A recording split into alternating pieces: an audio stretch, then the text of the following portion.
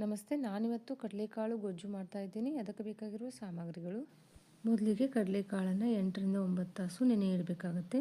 ನಾನು ಬೆಳಗಿನ ತಿಂಡಿಗೆ ಗೊಜ್ಜನ್ನು ಮಾಡಲಿಕ್ಕೆ ಅಂತ ಹೇಳಿ ರಾತ್ರಿನೇ ನೆನೆ ಇಟ್ಕೊಂಡಿದ್ದೆ. ನೀವು ರಾತ್ರಿ ಊಟಕ್ಕೆ ಮಾಡೋರಾದರೆ ನೀವು ಬೆಳಗ್ಗೆ ಕೂಡ ಕಡಲೆಕಾಳನ್ನು ನೆನೆ ಇಟ್ಕೋಬೋದು. ಕುಕ್ಕರಲ್ಲಿ ನಾನು ಕಡಲೆಕಾಳು ಜೊತೆಗೆ ಕಡಲೆಬೇಳೆ ಕೂಡ ಇಟ್ಕೊಂಡಿದ್ದೆ ಒಬ್ಬಟ್ಟು ಮಾಡಲಿಕ್ಕೆ. ನೀವು ಕಡಲೆಕಾಳನ್ನು 4ರಿಂದ 5 ಸೀಟಿ ಮಾಡ್ಕೋಬೇಕಾಗುತ್ತೆ. ಕಡಲೆಕಾಳು ಸ್ವಲ್ಪ ಮೆತ್ತಗಾಗಬೇಕು, ಅಲ್ಲಿ ತನಕ ಚೆನ್ನಾಗಿ ಕುದಿಸ್ಕೊಂಬಿಡಿ. 5 ಸೀಟಿ ಆದರೆ ಕರೆಕ್ಟಾಗಿ ಆಗುತ್ತೆ. ಇನ್ನು ಯಾರೆಲ್ಲ ನನ್ನ ಚಾನಲ್ಗೆ ಸಬ್ಸ್ಕ್ರೈಬ್ ಮಾಡಲು ಪ್ಲೀಸ್ ನನ್ನ ಚಾನಲ್ಗೆ ಸಬ್ಸ್ಕ್ರೈಬ್ ಮಾಡಿ, ಲೈಕ್ ಮಾಡಿ, ಶೇರ್ ಮಾಡಿ. 5 ಸೀಟಿ ಆದ ತಕ್ಷಣ ನಾನು ಒಲೆನ ಬಂದ್ ಮಾಡ್ಕೊಂಡಿದ್ದೀನಿ. ಇಲ್ಲಿ ಮಸಾಲೆಗೆ ನಾನು ಹಸಿ ಶುಂಠಿ, ಬೆಳ್ಳುಳ್ಳಿ, ದಾಲ್ಚಿನ್ನಿ, ಲವಂಗ, ಏಲಕ್ಕಿ, ಗಸಗಸೆ, ಕರಿಬೇವು ಸೊಪ್ಪು, ಕೊತ್ತಂಬರಿ ಸೊಪ್ಪು, ಈರುಳ್ಳಿ, ಟೊಮೆಟೊ, ಹಸಿ ಕೊಬ್ಬರಿ, ಧನಿಯಾ ಕಾಳು, ಅರಿಶಿನ powder, garam masala, chilli powder, ಸಾಸಿವೆ, ಜೀರಿಗೆ, ಎಣ್ಣೆ, ಉಪ್ಪು ಇಷ್ಟನ್ನು ಸಾಮಾನು ತೊಗೋಬೇಕಾಗತ್ತೆ. ಮೊದಲಿಗೆ ನಾವು ಫ್ರೈ ಮಾಡ್ಕೊಳ್ಳೋಣ. ನಾನು ಇಲ್ಲಿ ಪ್ಯಾನ್ಗೆ ಎಣ್ಣೆ ಹಾಕಿದ್ದೀನಿ.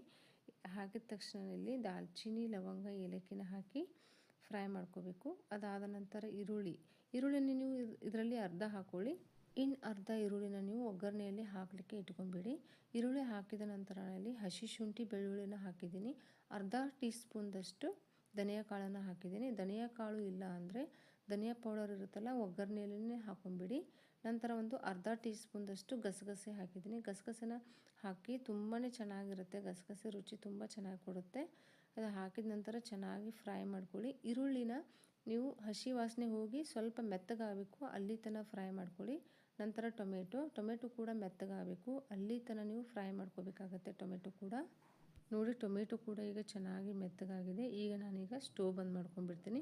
ಇದು ಪೂರ್ತಿಯಾಗಿ ತಣ್ಣಗಾಗಬೇಕು. ಮಸಾಲೆ ಕೂಡ ತಣ್ಣಗಾಗಿದೆ. ಇದನ್ನು ಮಿಕ್ಸಿಗೆ ಹಾಕಿ ರುಬ್ಕೊಂಡ್ಬಿಡೋಣ. ಇದು ನೀರು ಹಾಕದೇ ನೀವು ಮಸಾಲೆನ ರುಬ್ಕೋಬೇಕಾಗತ್ತೆ. ಇದನ್ನು ಮೊದಲು ತರಿಯಾಗಿ ರುಬ್ಕೊಂಡ್ಬಿಡಿ. ಇದಾದ ನಂತರನೇ ನೀವು ಹಸಿ ಕೊಬ್ಬರಿ ಇರುತ್ತಲ್ಲ, ಅದನ್ನು ಹಾಕಿ ಮಿಕ್ಸಿ ಮಾಡ್ಕೋಬೇಕಾಗತ್ತೆ. ನೋಡಿ, ಮಸಾಲೆ ಈ ರೀತಿ ನುಣ್ಣಗೆ ರುಬ್ಕೋಬೇಕಾಗತ್ತೆ. ಈಗ ಇದು ರೆಡಿಯಾಗಿದೆ. ಇಲ್ಲಿ ಕಡಲೆಕಾಳು ಸಹ ಕುದ್ದಿದೆ ನೋಡಿ, ಮೆತ್ತಗಾದರೆ ಸಾಕು.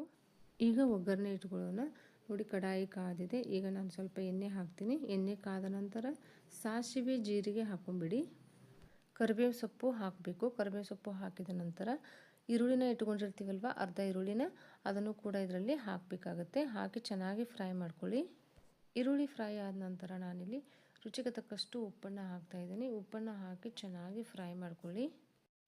ಚಿಲ್ಲಿ ಪೌಡರ್ ಹಾಕ್ತಾಯಿದ್ದೀನಿ. ಚಿಲ್ಲಿ ಪೌಡರನ್ನು ನೀವು ಮಸಾಲೆ ಜೊತೆ ಹಾಕಿ ಮಿಕ್ಸಿ ಕೂಡ ಮಾಡ್ಕೋಬೋದು, ಇಲ್ಲಾಂದರೆ ಈ ರೀತಿ ಎಣ್ಣೆಯಲ್ಲಿ ಫ್ರೈ ಮಾಡ್ಕೊಳ್ಳಿ. ಎರಡೂ ಕೂಡ ನಡೆಯುತ್ತೆ. ಮಿಕ್ಸಿ ಮಾಡ್ಕೊಂಡಿರೋಂಥ ಮಸಾಲೆನ ಹಾಕಿ ಚೆನ್ನಾಗಿ ಮಿಕ್ಸ್ ಮಾಡ್ಕೊಂಬಿಡಿ. ನಾವು ಮಸಾಲೆನ ಮುಂಚೆನೇ ಫ್ರೈ ಮಾಡ್ಕೊಂಡಿರೋದ್ರಿಂದ ಸ್ವಲ್ಪ ಮಿಕ್ಸ್ ಮಾಡ್ಕೊಂಡ್ರೆ ಸಾಕು, ಜಾಸ್ತಿ ಏನು ಫ್ರೈ ಮಾಡ್ಕೋದೇನು ಬೇಡ.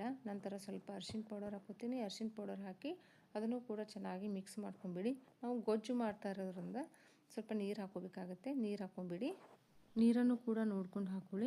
ಕಡಲೆಕಾಳು ಗೊಜ್ಜನ್ನು ನೀವು ಪೂರಿ, ಚಪಾತಿ ಜೊತೆ ತಿನ್ನೋರಾದರೆ ಸ್ವಲ್ಪ ಗಟ್ಟಿ ಮಾಡ್ಕೊಳ್ಳಿ. ಅನ್ನದ ಜೊತೆ ತಿನ್ನೋರಾದರೆ ಸ್ವಲ್ಪ ತೆಳು ಆದರೆ ಕೂಡ ಚೆನ್ನಾಗಿರುತ್ತೆ. ನೀರು ಹಾಕಿ ಗ್ರೇವಿನ ಚೆನ್ನಾಗಿ ಮಿಕ್ಸ್ ಮಾಡ್ಕೊಂಬಿಡಿ. ಗ್ರೇವಿ ಒಂದು ಕುದಿ ಬರಬೇಕು.